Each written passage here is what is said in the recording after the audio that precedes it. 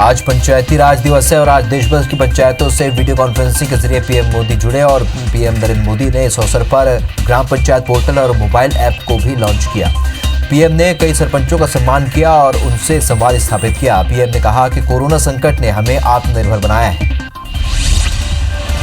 देश भर में कोरोना के चलते लॉकडाउन जारी है। पीएम मोदी आज वित्त मंत्री निर्मला सीतारमण से चर्चा करेंगे। कोरोना संकट पर देश की अर्थव्यवस्था पर मंथन करेंगे। देश के लिए नए राहत पैकेज पर बात हो सकती है। पूरी दुनिया में अब तक कोरोना से करीब 27,17,921 लोग संक्रमित हो चुके हैं और इसकी वजह से 1,90,630 लोगों की मौत हो चुकी है तो 7,45,000 लोग ठीक भी हुए हैं। कोरोना से अमेरिका में 49,845 लोगों की मौत हो चुकी है। स्पेन में 22,157 और इटली में अब तक 25,000 से भी ज्यादा लोगों की मौत हो चुकी है। देश भर में कोरोना पॉजिटिव मरीजों का आंकड़ा 23,000 को पार कर गया है। अब तक कोरोना से 721 लोगों की मौत हो गई है। देश में अब तक 5,000 लोग ठीक हो चुके हैं। देश में महाराष्ट्र में कोरोना पॉजिटिव का आंकड़ा 6427 हो गया है और 283 लोगों की मौत हो चुकी है। गुजरात में 2624, दिल्ली में 2376 और राजस्थान में 1964 लोग पॉजिटिव पाए गए। देश भर में कोरोना वायरस का कहर जारी है, लेकिन इस बीच राहत की खबर भी सामने आई है। देश के 3 राज्य अब तक कोरोना संक्रमण से पूरी तरह से मुक्त हो गए हैं। इनमें त्रिपुरा, गोवा और मणिपुर शामिल है, जहां कोरोना का प्रकोप शांत हो गया। देश में कोरोना संक्रमित मरीजों की संख्या 23,000 के पार पहुंच गई है। वहीं अब तक 721 लोगों की मौत हुई है। राज्यों में पहले नंबर पर महाराष्ट्र, दूसरे नंबर पर गुजरात और तीसरे नंबर पर दिल्ली है। सरकार ने दावा किया है कि भारत में कोरोना के फैलने की रफ्तार और डबलिंग रेट में कमी आई है। देश के 78 जिलों में 14 दिन में कोई नया मामला सामने नहीं आया। देश भर में कोरोना संक्रमितों के मामले बढ़ते ही जा रहे हैं। अब कोरोना से लड़ रहे मेडिकल स्टाफ में संक्रमण फैलने लगा है। दिल्ली के एक सरकारी अस्पताल में 14 डॉक्टर और नर्स कोरोना पॉजिटिव पाए गए हैं। राष्ट्रीय राजधानी दिल्ली में 2376 कोरोना संक्रमितों में से 50 लोगों की मौत हो चुकी है। कोरोना वायरस से देश भर में कोहराम मचा रखा है। वहीं लोग अलग अलग थीम पर जागरूकता की कोशिश में लगे हुए हैं। चेन्नई के एक आर्टिस्ट ने एक ऑटो रिक्शा को कोरोना वायरस की रचनात्मक आकृति की थीम पर सजा दिया है। इसके माध्यम से लोगों को कोरोना वायरस के प्रति जागरूक कर रहा है। मध्य प्रदेश में कोरोना का आंकड़ा बढ़ता ही जा रहा है। मध्य प्रदेश में कोरोना मरीजों की संख्या 1784 हो चुकी है। प्रदेश में 85 मरीजों की मौत हो चुकी है और 203 मरीज ठीक हो चुके हैं। इंदौर और भोपाल कोरोना के हॉटस्पॉट बने हुए हैं। इंदौर में 84 कोरोना पॉजिटिव मरीज मिले हैं और शहर में 2 और लोगों की मौत हो गई।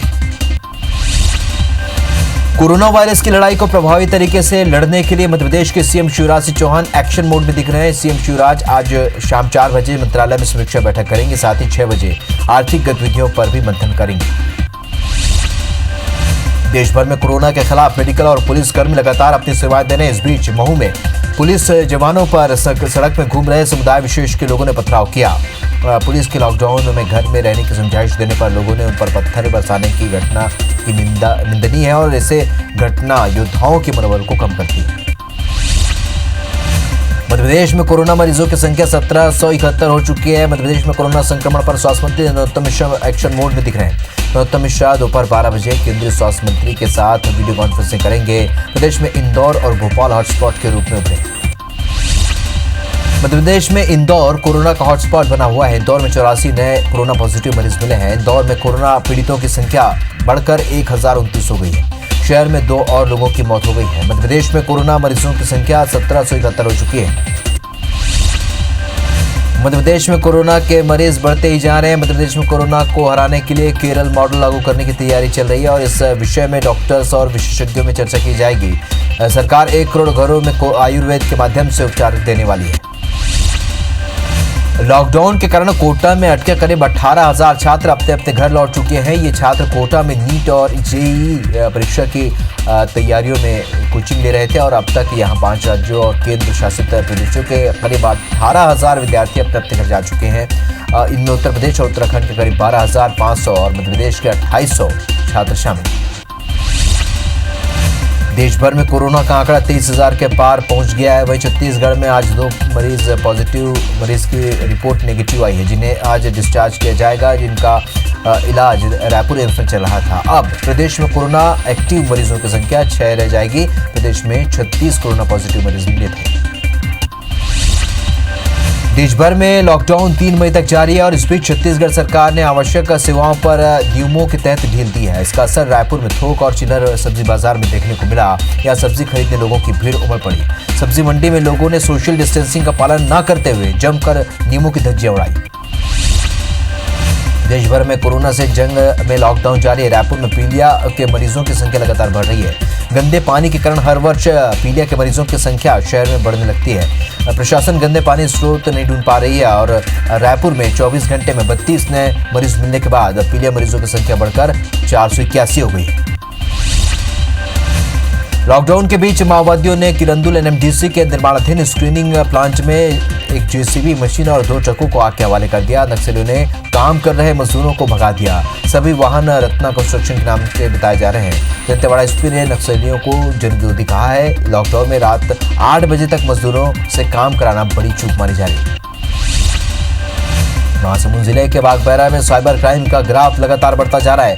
यहाँ सावित्री लैब के संचालक ललित चक्रधारी का फेसबुक आईडी हैक कर उसके दोस्तों से पैसे की मांग की जा रही है। लैब संचालक ने थाने में शिकायत की है। जिले में इस तरह का ये मामला तीसरा मामला है और लैब संचालक के आरोपियों पर कार्रवाई की मांग पर पुलिस ने भरोसा दिलाया है। कांकेर पुलिस ने नक्सलियों की मदद के आरोपी 5 सप्लायर्स को गिरफ्तार किया है। पुलिस ने आरोपियों से 3 कार 10 मोबाइल बरामद किया है। ये लोग पिछले 2 साल से नक्सलियों को सामग्री और मदद पहुंचा रहे हैं। कोविड-19 के योद्धा शहीद पुलिसकर्मी टिंकू रावत की पत्नी को 57,51,000 रुपए की सहायता राशि सौंपी गई। 6 अप्रैल को पुलिसकर्मी टिंकू रावत की माचलपुर थाना के अंतर्गत मध्य प्रदेश राजस्थान सीमा पर हाईवे ड्यूटी पर मौत हो गई थी। एसपी प्रदीप शर्मा ने बताया कि शहीद के परिवार में से एक और कंपनी नियुक्ति भी दी जाएगी। दमोह जिले के जबेरा थाना के बंसीपुर गांव में 7 साल की बच्ची को अगवा कर रेप की वारदात को अंजाम दिया गया था। रेप के मामले में पुलिस ने 2 आरोपियों को गिरफ्तार किया है। आरोपी ने हाथ पैर बांधकर मासूम को गांव के बाहर फेंक दिया था। बच्ची की हालत गंभीर बनी हुई है। उसका इलाज जबलपुर मेडिकल कॉलेज में चल रहा है। ग्वालियर के एमके सिटी अपार्टमेंट में भीषण आग लग गई और आग अपार्टमेंट के बेसमेंट में लगी है। फायर ब्रिगेड मौके पर पहुंचकर रेस्क्यू ऑपरेशन में लगा हुआ है और अपार्टमेंट में फंसे करीब 10 लोगों को सुरक्षित निकाल लिया गया। आग की चपेट में आने से 3 लोग झुलस गए हैं। शॉर्ट सर्किट की वजह से आग लगने की आशंका जताई जा रही है। दक्षिण कश्मीर के शोपियां में गुरुवार रात आतंकियों द्वारा अपहृत पुलिसकर्मी को सुरक्षा बलों ने छुड़वा लिया है। साथ ही आतंकियों की तलाश में जोरदार अभियान शुरू कर दिया गया है। सुरक्षा बल पुलिसकर्मी से पूछताछ कर रहे हैं और पुलिसकर्मी एसडीओपी जाकुरा के एस्कॉर्ट दस्ते में तैनात था।